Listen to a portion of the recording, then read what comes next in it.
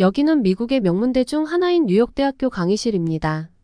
많은 대학생들이 흥미진진하게 어느 한 여성의 이야기를 듣고 있습니다. 그녀는 뉴욕대학교 패션 럭셔리 커리큘럼 교수로 재직 중이며 수업을 듣는 학생들에게 한국에 다녀온 경험을 격한 몸짓으로 열심히 이야기하고 있는데요. 사실 그녀는 예전에 중국의 대학교에서 주관하는 패션쇼에 출장을 다녀온 이후 아시아에 대한 혐오를 가지고 있었던 사람입니다. 그러다 업무로 인해 한국의 패션쇼에 다녀와야 했고 정말 가기 싫어서 대학 본부에 여러 번 항의도 했다고 하는데요. 어쩔 수 없이 한국에 갔지만 그곳에서 말로 표현할 수 없는 충격을 받았고 중국을 제외한 아시아 국가에 대한 편견도 많이 사라졌다고 합니다. 도대체 그녀는 한국에서 어떤 일을 겪었던 걸까요? 그녀의 사연을 바로 들어보도록 하겠습니다. 안녕하세요. 저는 뉴욕대학교 교수로 근무하고 있는 제시카 알렌이에요. 저는 럭셔리 패션 MBA 과정을 학생들에게 10년째 가르치고 있답니다. 저는 뉴욕에서 패션 공과 박사학위를 취득했고 다양한 업계에서 디자이너로 일했어요. 그러다가 뉴욕대학교 교수로 채용되었어요. 저는 다른 교수들에 비해서 실제 현장에서 일한 경력이 꽤 긴 편에 속하죠. 쉽게 말해 실전에 대한 감이 높은 편이랍니다. 그래서 학생들을 가르치는 것뿐만 아니라 다양한 패션쇼를 통해 현장의 감을 잃지 않으려고 노력해요. 저는 제가 하고 있는 일을 사랑하고 자부심도 커서 일에만 몰두하면서 살았어요. 그러다 보니 결혼할 시기를 놓쳤죠. 그렇지만 저도 좋은 사람을 만나서 결혼을 했고 귀여운 아들 헨리도 낳았답니다. 저희 남편은 외교관이라서 미국에는 거의 있지 않아요. 그래서 저는 아들과 함께 있는 시간이 많고 그러다 보니 저희 둘 사이는 아주 각별하답니다.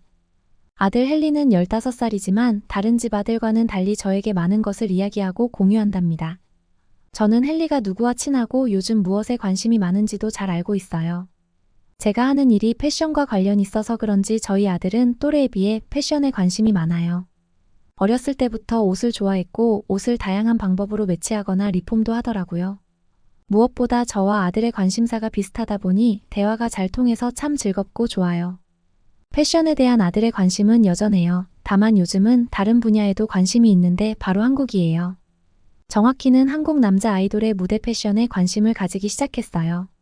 사실 유럽에서 한류 열풍이 정말 어마어마하잖아요. 특히 이번 파리 올림픽 코리아 하우스에는 6만 명이 넘게 방문했다고 하더라고요. 올림픽에서 한국은 그들의 음식과 문화를 유럽에 엄청나게 알렸더라고요. 비비고 세트 메뉴가 4시간 만에 500인분이 다 팔렸다는 뉴스를 보고 깜짝 놀랐답니다. 그리고 K-팝의 위상도 어마어마하더라고요. BTS, 블랙핑크의 공연이 열리면 전부 매진이고 그들의 공연을 보기 위해 몰린 인파를 보면서 저는 과연 여기가 유럽이 맞나 생각을 했어요. 미국 가수가 아닌 한국 가수들을 보기 위해 엄청난 인파가 몰렸다는 거잖아요. 그 사실 자체가 한국 아이돌의 위상이 얼마나 대단한지 보여주는 거라고 생각해요. 저 역시도 한국에 대한 이야기를 뉴스나 신문 기사로 접하기는 했지만 딱 거기까지였어요. 패션에 몸담고 있는 제가 한국 음식이나 아이돌에 관심을 가져야 할 이유도 없었고요. 다만 헨리는 달랐어요. 친구들과 함께 한국 드라마를 영어로 번역해서 보더라고요. 그러면서 한국에 더 많은 관심을 가지기 시작했고 어느샌가 K-팝에도 흥미를 보이더라고요. 처음에는 멜로디가 좋다면서 열심히 듣더니 나중에는 한국어로 가사를 외우면서 부르는 거 있죠. 어느 순간부터 헨리는 한국의 남자 아이돌 공연 무대를 엄청나게 찾아서 보더라고요. 그리고 저에게도 영상을 보여주면서 아이돌 그룹이 입은 옷이 너무 멋지다고 말했어요. 다양한 K-팝 무대를 본 헨리는 자신도 한국 아이돌처럼 멋있게 옷을 입겠다면서 이런저런 컨셉으로 옷을 입고 저에게 자랑하기도 했습니다. 제 눈에는 그런 레오가 그저 귀여웠습니다. 사춘기에는 가족과 갈등을 일으키는 아이들도 많다고 하던데 헨리는 그렇지 않음에 늘 감사했죠. 아들과 함께 평범하게 지내고 있던 저는 그날도 평소처럼 대학교로 출근을 했습니다. 출근을 했는데 긴급 회의가 있으니 패션과 교수들은 모두 참석해달라는 연락을 받았어요. 저는 의아했습니다. 바쁜 학사 일정 시즌도 아니고 학교에도 별 다른 일이 없는 걸로 알고 있는데 갑자기 긴급 회의라고 하니까 괜히 긴장이 되더라고요. 급하게 회의실로 갔고 생각보다 분위기는 심각하지 않았습니다. 회의를 소집한 수석 교수님께서는 조만간 한국에서 패션쇼가 열린다는 말을 하셨어요. 미국과 한국의 친분을 위해 미국의 패션과 학생들이 오프닝 무대 기획을 맡는다고 하시더라고요. 사실 이건 패션학과 학생들에게는 정말 좋은 기회라 미국에 있는 많은 학생들이 가고 싶어 할 거예요. 패션쇼에는 많은 디자이너들과 유명인이 참석하고 그곳에서 눈에 띈다면 승승장구할 수 있기 때문이죠. 그리고 미국에서 13명의 대학생들이 가는데 저희 학교 학생 한 명도 간다고 말씀하셨어요. 다만 실제 현장에서 일하기에는 많이 미숙해서 패션과 교수 한 명이 함께 가면 좋겠다고 하셨어요. 그리고 패션쇼의 분위기와 흐름에 대해 학생보다는 교수가 더 잘 파악할 것 같다는 말씀도 하셨어요. 그 말을 듣고 저는 긴장했어요. 왜냐하면 저는 한국에 가기 싫었거든요. 한국을 너무 좋아하는 아들과는 달리 저는 아시아 국가를 좋아하지 않아요. 헨리가 한국에 대해 말할 때도 듣기만 할 뿐 별다른 관심이 생기지는 않았어요. 제가 아시아 국가를 좋아하지 않는 이유는 바로 중국 때문이에요. 예전에 저는 아시아 국가에 대해서 부정적이지는 않았어요.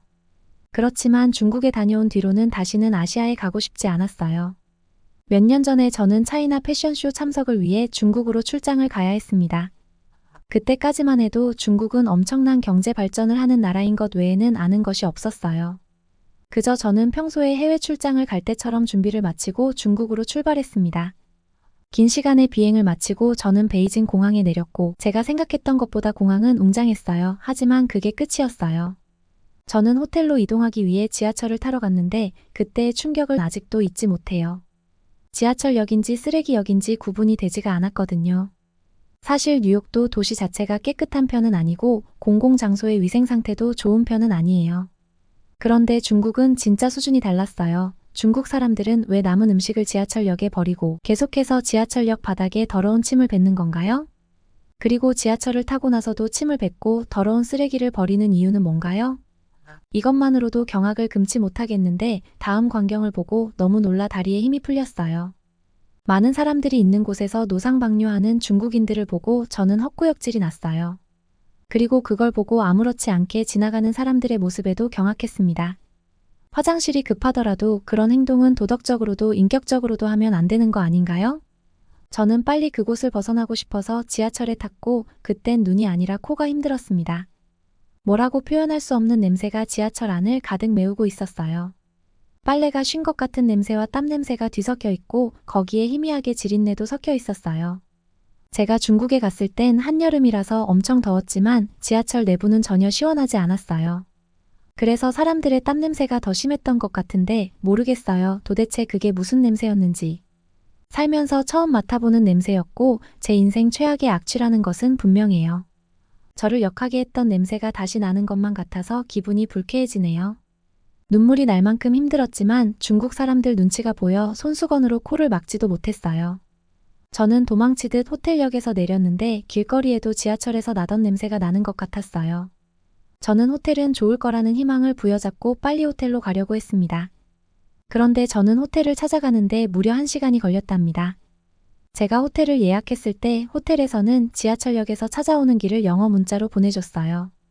사실 영어 맞춤법이 다 틀려서 이게 과연 호텔의 서비스 수준인가 싶어서 찜찜하기는 했었죠.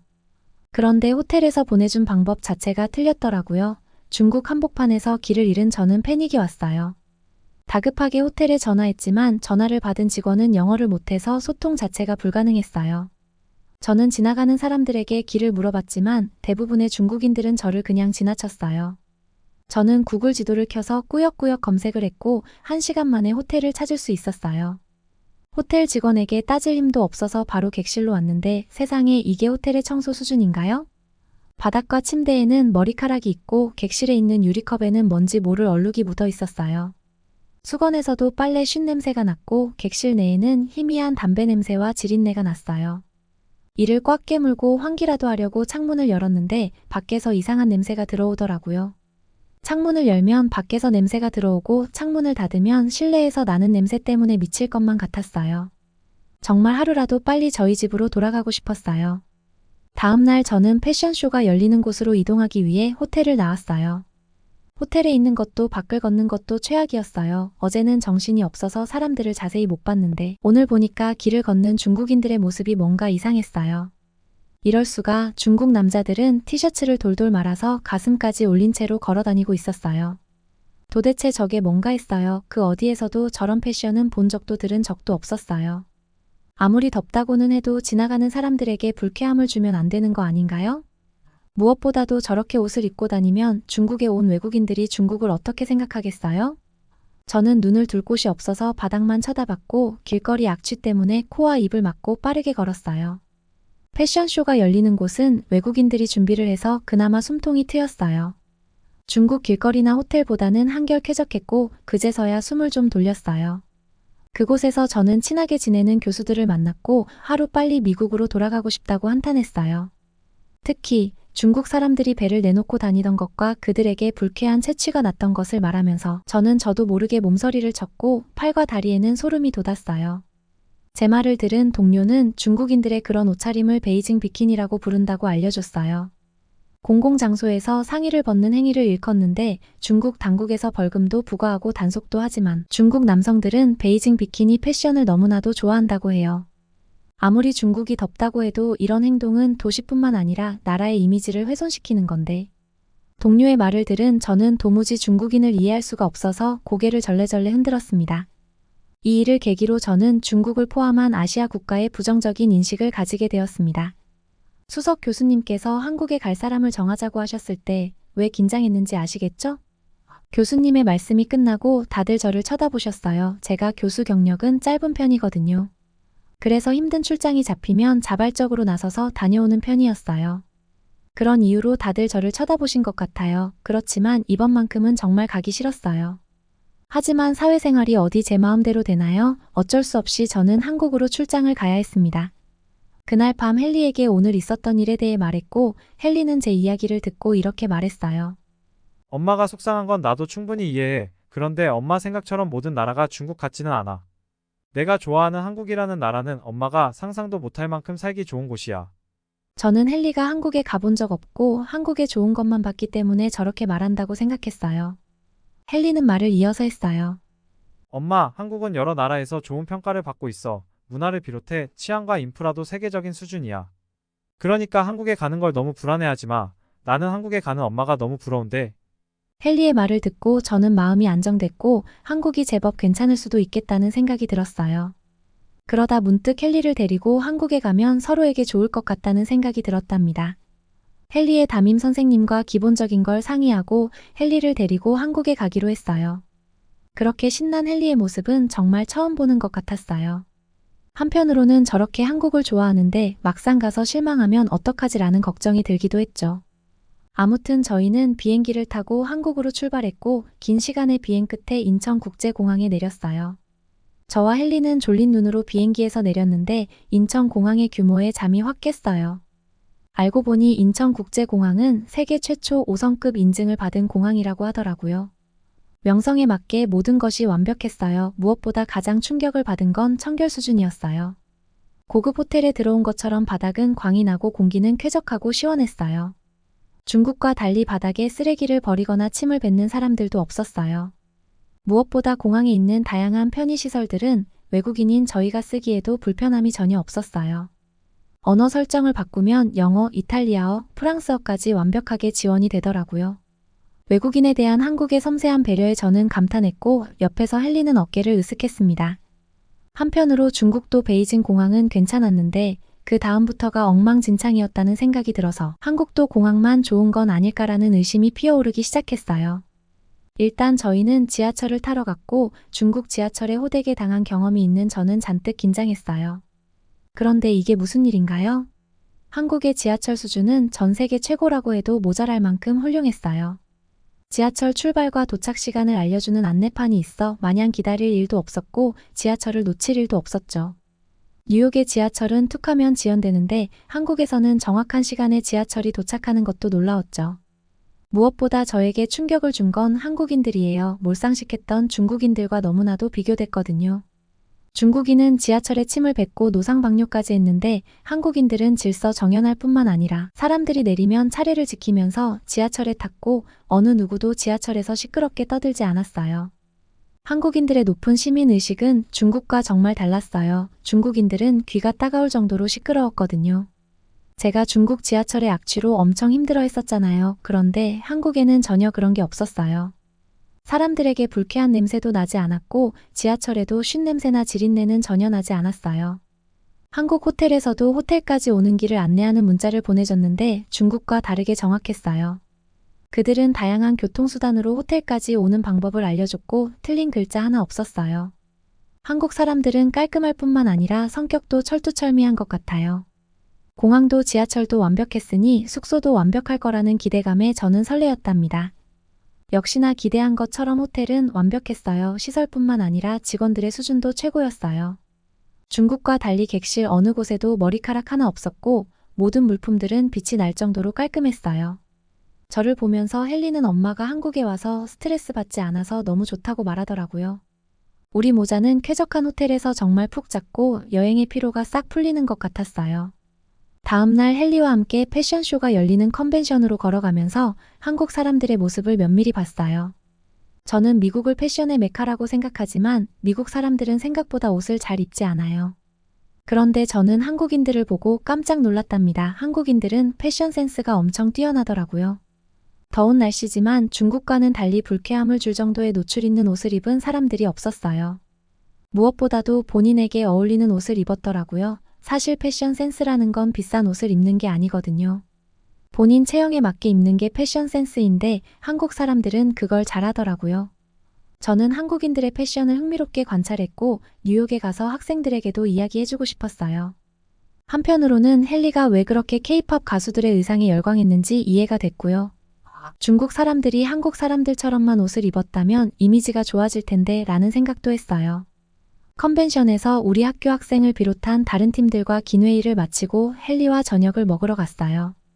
헨리가 명동에 가서 밥을 먹고 친구들의 선물도 사고 싶다고 말했고 저는 흔쾌히 수락했어요. 엄마를 따라서 멀리까지 왔고 얌전히 기다려준 아들인데 그 정도 소원쯤이야 들어줄 수 있죠. 친구들의 선물도 사고 헨리가 갖고 싶은 것은 뭐든지 다 사주려고 제대로 마음 먹었답니다. 우리 모자는 명동에 가서 또 한 번 깜짝 놀랐어요. 그곳은 말 그대로 외국인 친화 도시였어요. 외국인 여행 상담소가 있어서 관광객을 지원하고 다양한 이벤트와 기념품도 제공하고 있었어요. 도시를 깔끔하고 안전하게 관리하는 것 자체가 우리 같은 외국인들에게는 가장 큰 환영인데 이런 이벤트까지 마련한 한국의 섬세함에 저는 더 이상 놀랄 힘도 없었어요. 그리고 외국인을 위한 AI 통역기가 있어서 다양한 나라의 관광객이 통역 서비스를 받을 수 있었어요. 저희는 명동 길거리가 너무 재미있어서 식당에 가지 않고 길거리 음식들을 사 먹었어요. 호떡을 사서 나눠 먹고 떡볶이 한 접시를 나눠서 먹기도 했어요. 한 아주머니께서 코리아 커피라면서 무엇인가를 권하셔서 사 먹었는데 엄청 달고 시원했어요. 이름을 물어보니 시케라고 했어요. 발음은 어렵지만 여름에 마시기에 최고의 음료 같아요. 무엇보다 헨리는 한국에 오니까 흥분을 감추지 못하더라고요. 다 컸다고 생각했는데 해맑게 웃고 사진을 찍는 헨리가 오늘따라 어린아이 같았고 사랑스러웠어요. 명동에는 한국에서 유명한 화장품 가게가 있었는데 4층 건물로 규모가 정말 웅장했어요. 신기한 건 다양한 외국어로 화장품을 설명하는 안내판이 있었어요. 그리고 직원들이 외국어로 소통이 가능해서 저와 헨리는 궁금한 걸 물어보면서 쇼핑을 했어요. 그리고 한국 화장품이 워낙 인기가 많아서 외국인 관광객들이 수십 개씩 사간다고 하던데 한국 화장품의 인기가 정말 어마어마한 것 같아요. 다음 날은 어디를 가볼까 하다가 외국인들이 한국 전통과 관련된 곳에 많이 간다고 해서 저희는 경복궁에 가보기로 했어요. 사실 한국의 궁궐에 대해서는 딱히 관심이 생기지는 않았어요. 그런데 경복궁에 들어선 순간 충격을 받고 제 생각이 잘못됐다는 걸 깨달았죠. 근정전을 보는 순간 저는 숨이 턱 막혔어요. 압도적인 규모와 균형감이 너무 아름다웠어요. 자연과 조화를 이루고 있는 궁궐들이 아름다웠고 한국인들은 건축 능력도 뛰어난 것 같아요. 무엇보다 문화재 관리가 잘 되고 있는 게 부러웠어요. 미국에도 유명한 관광지는 제법 많은 편이죠. 그렇지만 생각보다 관리가 잘 되지 않아서 낡았거나 망가진 곳이 많아요. 어떤 문화재에는 낙서가 되어 있어서 보기에 지저분한 곳도 많답니다. 그에 비해 한국은 문화재를 관리하는 직원들도 많고 다양한 언어로 주의사항을 안내하고 있더라고요. 그러다 보니 사람들도 조심하는 것 같았어요. 새삼 미국의 문화재 관리 실태가 아쉬웠습니다. 경복궁을 다니는데 유독 눈에 띄는 옷이 있었고 헨리가 한국 전통 의상인 한복이라고 했어요. 한국 가수들은 한복을 많이 입는 편이고 세계 무대에서도 한복을 착용한다고 하더라고요. 패션과 교수인 제 눈에도 한복은 멋스러웠고 유려한 곡선이 있었어요. 서양 옷에 비해서 한복은 부드러워 보이고 뭔가 따뜻한 느낌이 있었어요. 현대에는 전통 한복을 조금씩 변형하기도 하고 젊은 세대들도 한복을 많이 입고 다닌다고 했어요. 확실히 한국 사람들은 패션 센스가 있어요. 한복이 마음에 들었던 저는 신문 기사를 찾아봤는데 어이없는 기사를 하나 발견했어요. 중국 사람들이 한복을 자기 것이라고 우기는 내용이었어요. 작년부터 한복에 대한 외국인들의 관심이 높아지니까 중국이 자기들 옷이라고 박박 우기는 거더라고요. 중국은 왜 저렇게 국가 이미지를 스스로 훼손하는지 저는 도무지 이해가 되지 않았어요. 안 그래도 부정적인 감정만 가득한 중국인데 이 기사를 계기로 저는 중국이 더 싫어졌답니다. 저와 헨리는 즐거웠던 한국 여행을 뒤로하고 미국으로 돌아왔습니다. 한국에 관심도 없었고 오히려 부정적으로 생각했던 저는 헨리 덕분에 한국을 바르게 볼 수 있었습니다. 아들과 함께 다녀온 한국 여행은 제 인생에서 가장 의미 있었던 여행인 것 같아요. 한국은 저에게 신선한 충격과 감동을 선사했어요. 저는 요즘 새로운 교육을 기획하느라 정신없고 함께 일하는 조교들도 엄청 바쁘고 지쳐 있답니다. 그럴 때 저는 한국에 다녀온 이야기를 합니다. 조교들도 한국을 좋아해서 눈이 반짝반짝거려요. 이렇게 좋은 한국을 저와 헨리 둘이서만 다녀온 것이 새삼 많이 아쉽네요. 조만간 저희 가족 셋이 함께 한국 여행을 가서 그땐 더 많은 것을 보고 경험하고 싶네요. 저희의 사연을 들어주셔서 감사해요. 여러분이 항상 건강하고 행복하시기를 바래요. 예상치 못했던 한국 방문이었지만 행복한 기억만 한가득 가져간 제시카 씨의 사연 어떠셨나요? 미국에 돌아가서도 한국에 대해 좋은 이야기만 한다는 말을 들으니 마음이 참 좋네요. 오늘 사연이 좋으셨다면 구독과 좋아요 그리고 알림 설정까지 부탁드려요. 여러분의 구독과 좋아요는 영상 제작에 큰 도움이 됩니다. 오늘도 감동 가득한 하루 되세요.